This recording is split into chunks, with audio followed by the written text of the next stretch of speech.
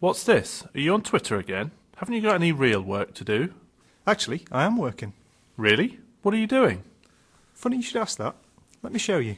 Much as I love working here, there aren't that many people in the office, or even at this institution, who do what I do. Microblogs like Twitter are open networks, which makes it easy to find interesting people who do similar things to me. Yeah, and find out what they're having for lunch.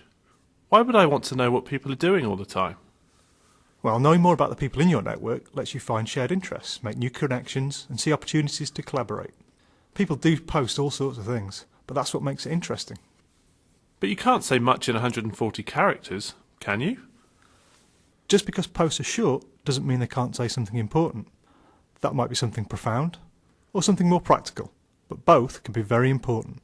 And don't forget, people use their posts as pointers to other things. What do you mean?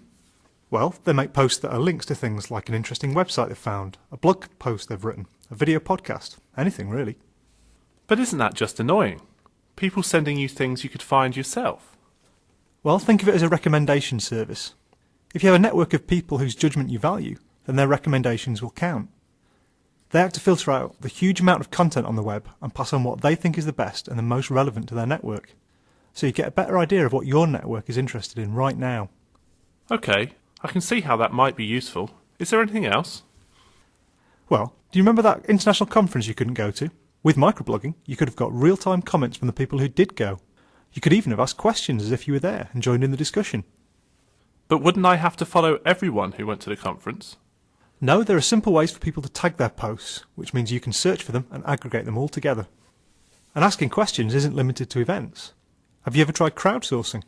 What? Crowdsourcing. Asking a network a question. Isn't it quicker just to use a search engine, like Google? Sometimes, but it depends on the question. Search engines aren't intelligent, so they can't give you an opinion. Try it. You might be surprised to find out how many people are keen to help you. And you might even be keen to help them. You're convincing me, but how do I get started?